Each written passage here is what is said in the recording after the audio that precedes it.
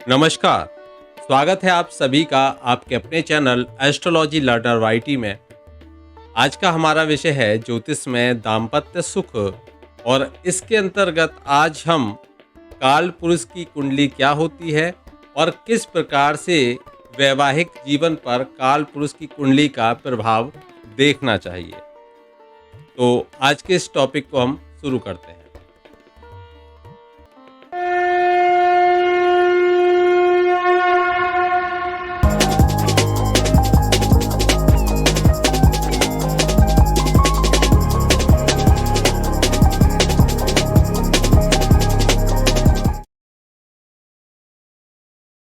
कालपुरुष की कुंडली यानी कि मेष लग्न की कुंडली। सिंपल आप समझिए, जब कालपुरुष की कुंडली की बात होगी तो मेष लग्न की कुंडली को आप ध्यान में रखोगे, यानी कि जहां पर 1 नंबर इस पहले खाने में आपको लिखा मिलेगा तो वो मेष लग्न है। देखिए, पहले क्योंकि हम विवाह विषय के बारे में चर्चा कर रहे हैं, विवाह के लिए जो मुख्य भाव देखा जाता है वो जन्म कुंडली का 7th हाउस यानी कि सप्तम भाव देखा जाता है। तो सप्तम भाव ये मुख्य भाव होता है। और जब कालपुरुष की जन्म कुंडली का हम अध्ययन करेंगे तो सात सप्तम भाव में जब राशि आई तो वो तुला राशि आती है। तो यहाँ पर जिसके स्वामी हो जाते हैं, सप्तम भाव के स्वामी शुक्र हो जाते हैं। अब ये शुक्र सप्तमेश है, तो विशेषकर जब हम शुक्र की चर्चा करेंगे तो काल पुरुष की कुंडली में सप्तम भाव के जो स्वामी बनते हैं शुक्र बनते हैं, और ये शुक्र विवाह के कारक माने जाएंगे।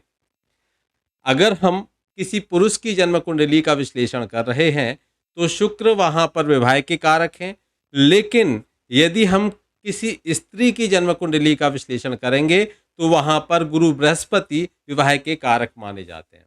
देखिए, कारक का अर्थ है कि जो किसी को विवाह के लिए जो उसको एक मानसिक सुख शांति देने का कार्य करे।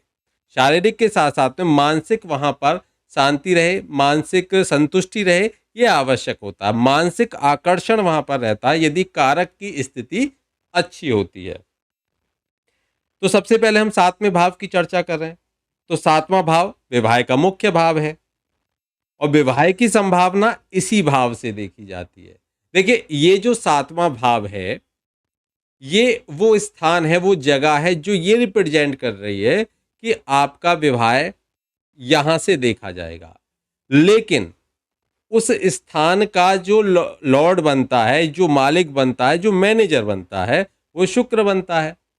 कालपुरुष की कुंडली में आप देख पा रहे हो शुक्र बनेगा। अब शुक्र की पोजीशन अगर अच्छी है, किसी त्रिक भाव में नहीं गया हुआ है, 6, 8, 12 में नहीं गया हुआ है, तो वहां पर उस शुक्र का जो रिजल्ट है वो अच्छा जाएगा। वो अपने इस हाउस को अच्छे से मैनेज कर सकेगा। इसके साथ ही आगे हम और भी बहुत सारी जो थ्योरी हैं उनकी चर्चा करेंगे, लेकिन मुख्य रूप से हम 7वें भाव को ये देखेंगे कि 7वां भाव विवाह के बारे में बताएगा। तो 7वें भाव का स्वामी किस तरह से उस हाउस को मैनेज करेगा, किस तरह का विवाह आपका कराएगा, अच्छा कराएगा, सुखपूर्वक कराएगा या उसमें समस्याएं देगा, क्योंकि वो उस हाउस का मैनेजर होगा। ये आप समझिए, 7वें भाव के स्वामी उसको भाव को रख रखाव करने का काम होगा। अशुभ स्थिति में ग्रह विवाह को भली भांति संचालन नहीं कर पाता, शुभ स्थिति में अच्छे से सुचारू रूप से कार्य कर पाता है। फिर आते हैं हम कारक की बात, क्योंकि देखिए यहाँ पर सप्तम भाव का मालिक हो गया। अब हम कारक की बात करेंगे। तो कारक में मैंने आपको जैसे बताया कि शुक्र पुरुष कुंडली में विवाह का कारक होता है। वहीं अगर बात करें स्त्री की कुंडली में तो वहां पर गुरु बृहस्पति विवाह के कारक होते हैं। तो कारक के बारे में ये भी है कि ये इंटरनल जो अट्रैक्शन है वो इंटरनल अट्रैक्शन होता है, आंतरिक आकर्षण होता है। यहाँ पर यदि कारक होगा तो कारक की स्थिति ये आपको बताएगी। तो शारीरिक आकर्षण से ज़्यादा जो संवेदनाएं हैं, जो भाव हैं, उनका यहाँ पर अधिक आकर्षण देखने को मिलता है। इसको अच्छे से समझ लीजिए। देखिए, कारक में अगर हम यौन संचालन की बात करें तो पुरुष की जन्म कुंडली में शुक्र जो यौन संचालन है उसका कारक है। लेकिन वहीं स्त्री की कुंडली में वो मंगल हो जाता है। ध्यान से समझ लीजिए, वो मंगल हो जाता है। मंगल स्त्री की कुंडली में मंगल, ध्यान से समझ लीजिए इन पॉइंट्स को, मंगल। और इस जो पुरुष की कुंडली है, पुरुष की कुंडली में वो कौन हो जाएगा? शुक्र हो जाएगा। स्पष्ट है? इस तरीके से हम इनको समझ लेंगे। ये अभी मैं विवाह के कुछ मुख्य विषय हैं जिन पर बात कर रहा हूँ। और अब हम देखेंगे काल पुरुष की कुंडली के आधार पर हम कैसे प्रिडिक्शन में इससे हेल्प ले सकते हैं, मदद ले सकते हैं। तो मैं जॉब करूं या करूं अपना बिजनेस, मेरी जॉब कब लगेगी, मुझे संतान सुख कब मिलेगा, कैसा होगा जीवन साथी, क्या मेरी लव मैरिज होगी या होगी अरेंज मैरिज, क्या मैं कभी विदेश जा पाऊंगा, कर्जे बढ़ रहे हैं, इनकम कम हो रही है, बीमारी पीछा नहीं छोड़ रही है, अस्पताल के खर्चे बढ़ रहे हैं, शनि राहु केतु मंगल समस्याएं दे रहे हैं, कहीं आपके जीवन में गलत नंबर तो नहीं आ गया, क्या है आपका लकी नंबर, कौन सा नंबर आपको दिलाएगा सक्सेस, क्या आपने अपनी जन्म कुंडली का अभी तक विश्लेषण कराया है, अगर नहीं कराया है तो दिए हुए नंबर पे संपर्क करके अपनी जन्म कुंडली का विश्लेषण कराइए। जानिए क्या है आपके जीवन की समस्या, कौन सा ग्रह दे रहा है आपको समस्या, कौन से नंबर्स दे रहे हैं आपको समस्या। समस्या जाने और उनका समाधान भी आपको मिलेगा। तो देर ना करें, अपनी जन्म कुंडली का जल्दी से जल्दी प्रोटेक्शन कराएं, अपनी जन्म कुंडली को समझें, अपनी जन्म कुंडली में कौन से ग्रह खराब हैं, कौन से ग्रह आपको परेशान कर रहे हैं और उनको कैसे सही किया जा सकता है उसको जानें।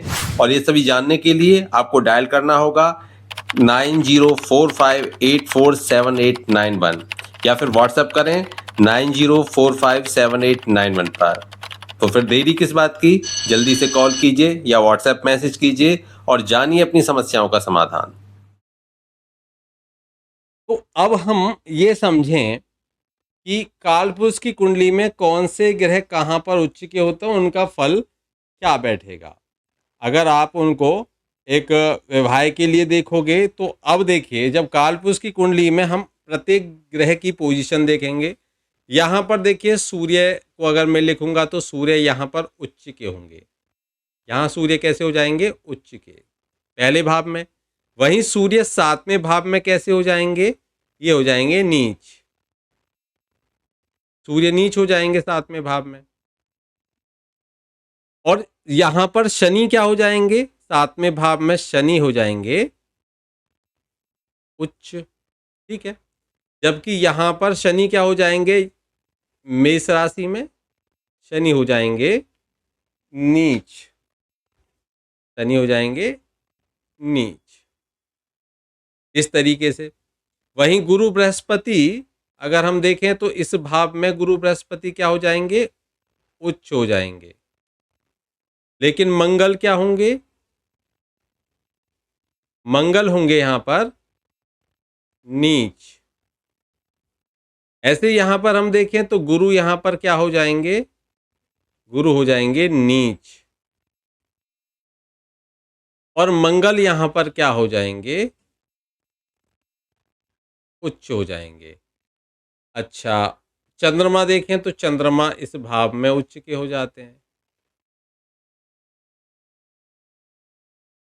ठीक है, और शुक्र उच्च के हो जाते हैं यहाँ पर। ये कहाँ कौन हो गए? उच्च के। शुक्र उच्च के हुए, लेकिन बुध यहाँ पर क्या हो जाते हैं? बुध यहाँ पर हो जाएंगे नीच।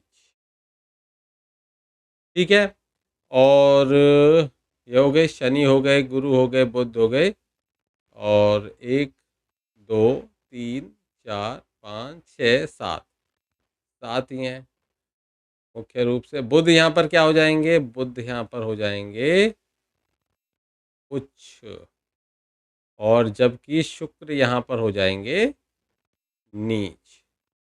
या आप समझ लीजिए उच्च और नीचों की पोजीशन। तो ये काल पुरुष की कुंडली में हम विशेष रूप से इनको देखेंगे। देखिए, राहु केतु छाया ग्रह हैं तो उनकी हम चर्चा नहीं कर रहे हैं यहाँ पर, क्योंकि ये विषय थोड़ा अलग है। इसमें देखिए उच्च ग्रह में अगर हम देखें तो काल पुरुष की कुंडली में शनि क्या हो गए, 7वें भाव में उच्च के हो गए। और देखिए उच्च का जो ग्रह होगा वो विवाह में अहंकार देगा और विवाहित जीवन में प्रतिष्ठा भी देता है। तो शनि विवाह में क्या देने वाले हैं, प्रतिष्ठा और अहंकार, ये दो। लेकिन सूर्य वहां पर क्या करेंगे, सूर्य 7वें भाव में नीच के हो गए, तो ये विवाह में अहंकार और प्रतिरोध नहीं देते, तो सूर्य यहां पर नहीं देंगे। अब देखिए स्वामी की बात करेंगे, तो स्वामी को और देखिए तो 7वें भाव का स्वामी कौन होता है, काल पुरुष की कुंडली में तो वो होता है शुक्र। शुक्र, ठीक है, शुक्र हो गया। अब शुक्र इस भाव का स्वामी है, तो इस भाव का स्वामी होने के कारण ये शुक्र संचालन करेगा विवाह का। तो देखिए कभी कभी आपके सप्तम भाव के स्वामी की दशा नहीं चलती, मानकर चलिए वृषभ लग्न की कुंडली है, कर्क लग्न की कुंडली है, लेकिन नहीं चल रही आपकी जो दशा है सप्तमेश की, और वहां पर शुक्र की दशा अंतरदशा प्रत्यंतर दशा चल जाए और गोचर में स्थिति बन जाए, मतलब विवाह का आश्वासन। हम अगला टॉपिक देखेंगे विवाह का आश्वासन, लेकिन अभी हम समझ लेते हैं कि अगर विवाह का आश्वासन है और वहां पर इस तरह की कोई युति बनती है और वहां पर दशा आ जाती है शुक्र की, और शुक्र की दशा आ जाए और गोचर में स्थिति बन जाए, वो मैं बता चुका हूं कैसे हम स्थिति को देखें, आगे और भी बताऊंगा। तो फिर शुक्र की दशा में भी विवाह हो जाता है। क्यों? क्योंकि शुक्र काल पुरुष की कुंडली में सप्तम भाव के संचालक होते हैं, मतलब सप्तम भाव के कौन माने जाते हैं, सप्तम भाव के वो मालिक माने जाते हैं, ये आप समझ चुके हो। इसलिए, और देखिए राशि की बात करें तो ये क्या संचालन करेंगे, और तुला राशि भी जो तुला राशि है वो काल पुरुष की कुंडली में जो 7 नंबर की राशि है वो आपके विवाह से संबंधित है, और इसलिए जो तुला राशि होगी तो तुला राशि विवाह में आश्वासन और विवाह की गुणवत्ता की जिम्मेदार होती है। Quality of marriage, quality of marriage को जो बताएगी वो आपकी लिब्रा यानी कि तुला राशि बताएगी। ये रूल सब जगह आपको देखना है। अब हम बात करते हैं बृहस्पति की। देखिए बृहस्पति क्या हो गए, उच्च के कहाँ हो गए, सुख भाव में। चौथा भाव सुखों का भाव होता है। स्त्री के लिए विशेषकर मेरी अगर आप वीडियोस देखोगे तो समझ पाओगे। गुरु के बारे में मैंने बात करी कि जो गुरु हैं वो, क्योंकि चौथा भाव सुख का भाव है, अब गुरु वहां पर होते हैं उच्च के, तो बृहस्पति इस भाव में विवाह के सुख के कारक माने जाएंगे। अब चाहे वो पुरुष की कुंडली है चाहे वो स्त्री की कुंडली है, अब ये सुख के कारक रहेंगे काल पुरुष की कुंडली के आधार पर दोनों के लिए। इसलिए गुरु बृहस्पति का संबंध पुरुष से भी और स्त्री से दोनों बनेगा, क्योंकि ये विवाह के सुख के कारक हैं। बृहस्पति अगर दसम भाव में जाएगा तो नीच का माना जाएगा, तो यहां पर ये अच्छा रिजल्ट नहीं देता। बृहस्पति दसम भाव में नीच क्या होता है, तो वहां पर अहंकार प्रतिष्ठा नहीं दे पाता। सूर्य की बात करें तो सूर्य लग्न में उच्च के हैं, और सूर्य को आप देख पा रहे हो, सूर्य कहां पर है, लग्न में सूर्य उच्च के हो गए, ये रहे। और उच्च का सूर्य वैवाहिक जीवन में अहंकार देगा, वैवाहिक जीवन में अहंकार देगा। देखिए उच्च का हमेशा अहंकार देता है, जबकि नीच का अहंकार नहीं देता। मंगल दसम भाव में उच्च का होता है और ये वैवाहिक जीवन में अधिकार देता है, क्योंकि 10वां भाव अधिकार का हो गया। वहीं शुक्र 12वें भाव में उच्च का होता है, 12वें भाव में शुक्र उच्च का होता है। अब ये उच्च का शुक्र क्या करेगा, उच्च का शुक्र शयन कक्ष के सुख का भाव है, तो ये यहां से इससे संबंधित सुख देने का कार्य करेगा।